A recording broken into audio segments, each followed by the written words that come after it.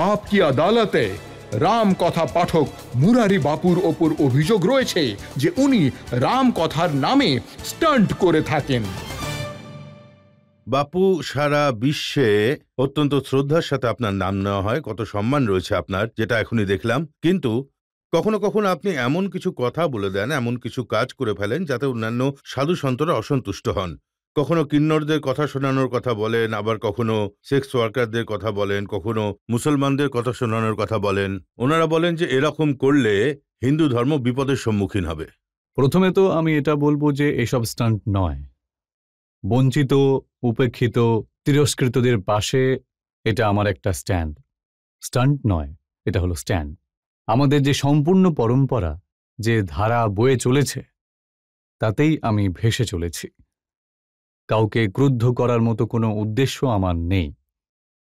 আর আমার রামচরিত মানসের একটাই কথা যে শোধরানোর চেষ্টা করবেন না, বরং সেটা মেনে নেওয়ার চেষ্টা করা উচিত। তো আমি এই মেনে নেওয়ার স্বভাব নিয়ে লোকে বলে, যেমন আপনি জামশেদপুরে পাঠ করতেন, সেখানে আপনি বলেছিলেন ইয়া আল্লাহ। তো একজন সন্ত প্রশ্ন তোলেন যে এনাকে রামচরিত মানস আল্লাহ শিখিয়েছেন নাকি ভগবান? এখন দেখুন, আমাদের দেশে বাক স্বাধীনতা রয়েছে, আর সাধু সন্তদের ওপর কারও নিয়ন্ত্রণ কিন্তু নেই। ওনারা নিরঙ্কুশ হন, নিজেরাই সব।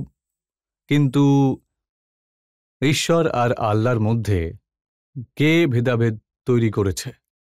এমনটা উচিত নয়। বিশ্ববিখ্যাত গান্ধী বাপুও ঈশ্বর আর আল্লাহকে, কারণ পরম তত্ত্বের প্রতি আলাদা আলাদা বিশ্বাস থেকে মানুষই ডেকে থাকেন। কেউ আল্লাহ বলে ডাকেন, কেউ ঈশ্বর।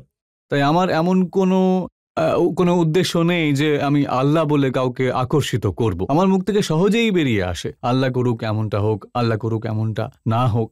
এখন এটা স্টান্ট কেন বলা হচ্ছে তার একটা উদাহরণ দিচ্ছি, একদম সাম্প্রতিক উদাহরণ। সেটা হলো যে আপনি সেক্স ওয়ার্কারদের, গণিকাদের অযোধ্যা ডাকলেন রাম কথা বলার জন্যে। এখন অযোধ্যাবাসীরা তো অসন্তুষ্ট হবেনি না?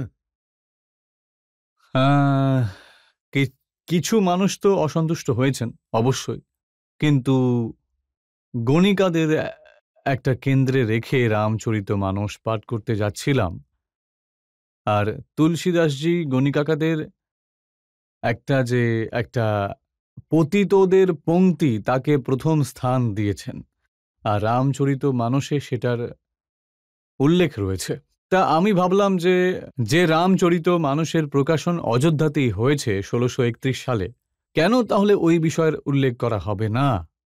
তো আমার মনে হয় যে পরিত্রাণের নগরী হলো অযোধ্যা। আমাদের যত পরিত্রাণের নগরী রয়েছে যেগুলো আমাদের শ্রদ্ধার মধ্যে, তার মধ্যে সবার প্রথম নাম হলো অযোধ্যা। এই যে পরিত্রাণকারী ভূমি রয়েছে, তার যে ভূমিকা, সরজু তো পাপ মোচন করে। আমার মনে হয় আমার আত্মবিবেক বলেছে যে এই পাঠ ওখানেই হওয়া দরকার, আর সেটাই আমি করেছি। একজন অযোধ্যার কথাকার রয়েছেন, মহন্ত পবন দাস। উনি বলেছেন যে মোরারি বাপু গণিকাদের অযোধ্যায় ডেকে এনে অযোধ্যাকে দূষিত করে দিয়েছেন।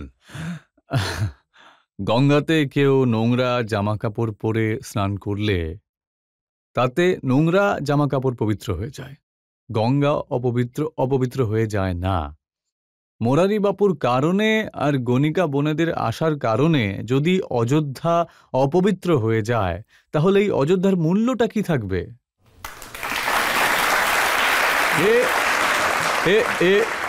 একে আর চিন্তাশীল নগরী বলা যাবে না, পরিত্রাণ নগরী বলা যাবে না। আপনি বলেছেন গণিকারা হলো গুরু, সমাজের জন্য আশীর্বাদ। একদম, শাস্ত্রতে বলা রয়েছে গণিকাদের আশীর্বাদ নেওয়া হোক। গণিকা যদি সামনে এসে যায় তাহলে সেটা শুভ লক্ষণ।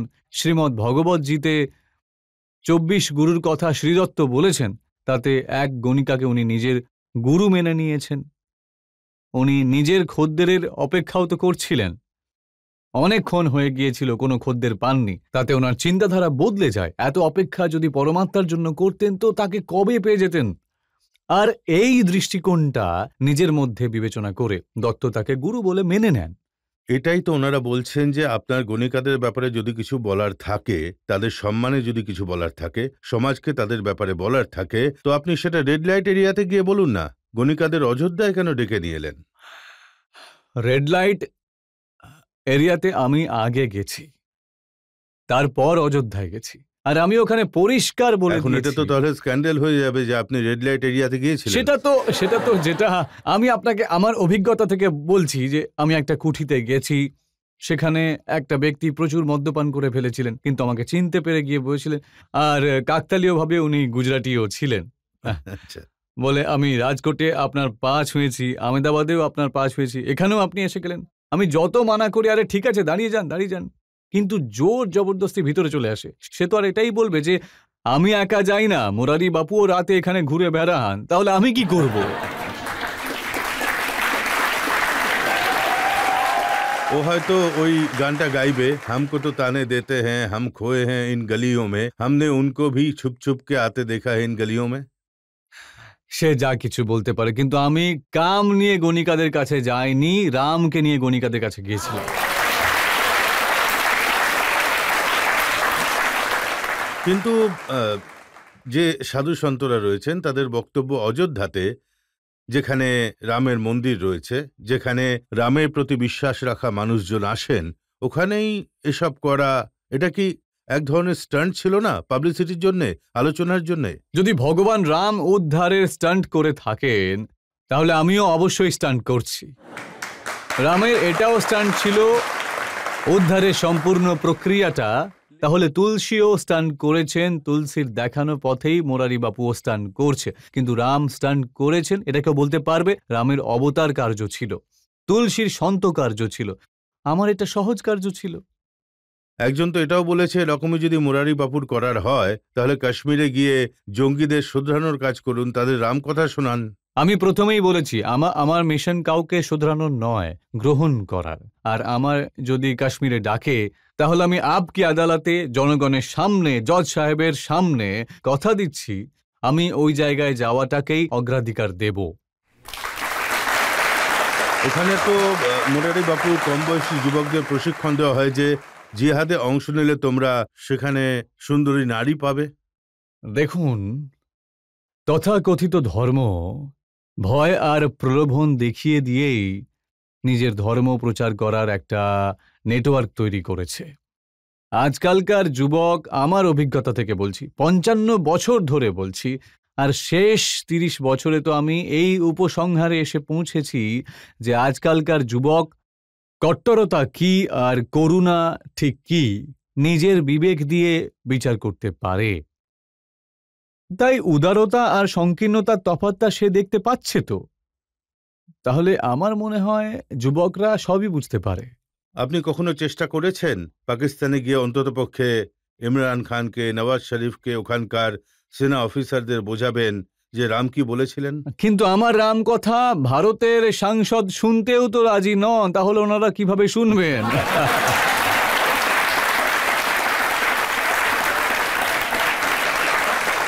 প্রথমে এই লোকগুলোকে রাজি করান যে আমি ব্যাসপীঠ নিয়ে রাজপীঠের কাছে যাই। ওনাদের তো বদলানোর দরকার নেই, তাই না? ওনারা তো এমনিতেই আপনাকে মানেন। মোদিজি তো সবসময় আপনাকে বেশ সম্মান করেন। না, আমার বক্তব্য কোনো ব্যক্তির প্রতি নয়, কিন্তু যারা রাম নামে ভয় পান তাদের প্রতি আমার সংকীর্ণতা রয়েছে। আমায় পাকিস্তান যেতে হবে, ভালো সম্পর্ক হোক, কোনো ঝামেলা না হোক। আমি তো অনেক বছর ধরেই বলে আসছি আমি পাকিস্তান যাব, ব্যাসপীঠ নিয়ে, রাজপীঠ নিয়ে। তো যেতে কেন পারেননি? এখন পরিস্থিতি এমনই রয়েছে,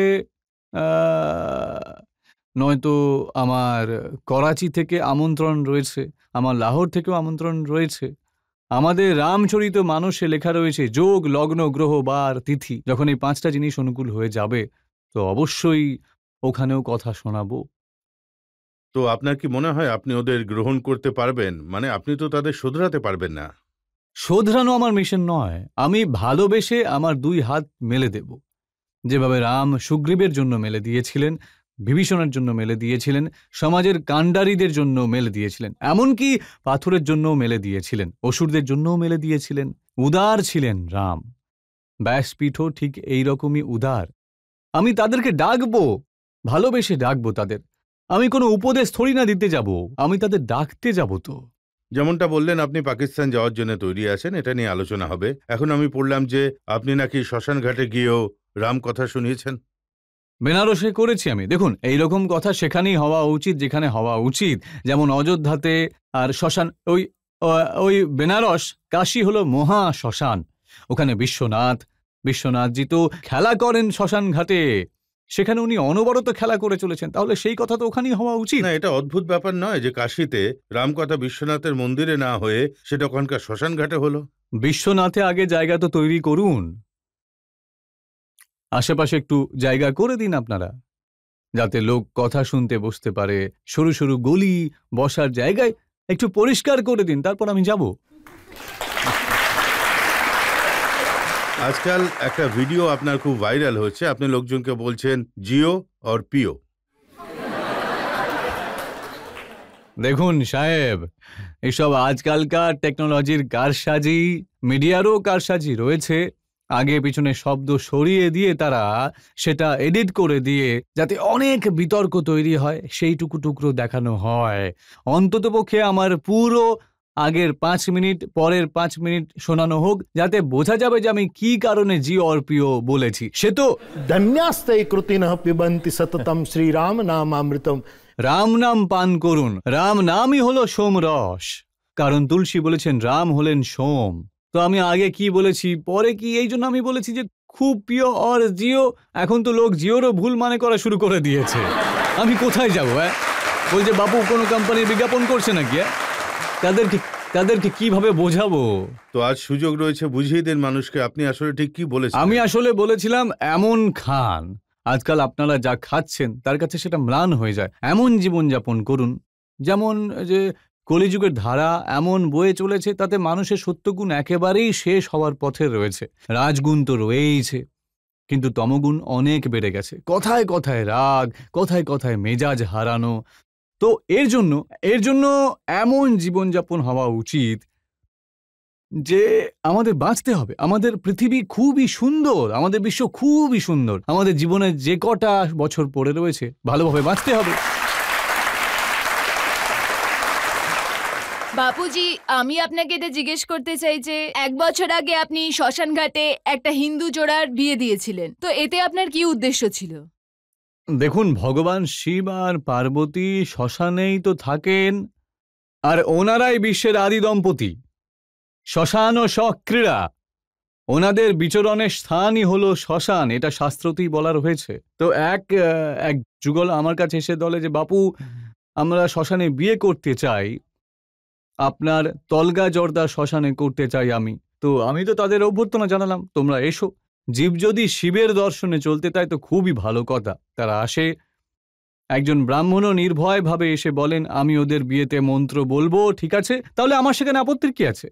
আমি সাক্ষী হিসাবে থাকলাম। আর ওদের ঘর সংসার কিন্তু খুব ভালোভাবেই চলছে বোন। আমি চাইবো যে এমন কিছু হোক যাতে ঘর সংসার খুব ভালোভাবে চলে। তো আপনি এখন যুব সম্প্রদায়কে প্রেরণা দিচ্ছেন যে বিয়ে করার হলে মন্দিরের বদলে শ্মশান ঘাটে গিয়ে করো। শ্মশান একটা বড় মন্দির। শ্মশান আসলে নিজেই হলো একটা শিবধাম, একটা মন্দির। আমি এটা বলছি না যে সবাই ওখানে গিয়ে বিয়ে করুক, কিন্তু কেউ যদি সেই সাহস দেখায় তাকে স্বাগত জানানো উচিত। এতে খারাপের কি আছে? সাহস করেছে আপনার প্রেরণায়? আমার প্রেরণা, আমি এটা বলিনি যে বিয়ে করো। এসেছে যখন আমি ওয়েলকাম জানিয়েছি। আমি নিজে যাই, মঙ্গল অষ্টক গিয়েছি। আরো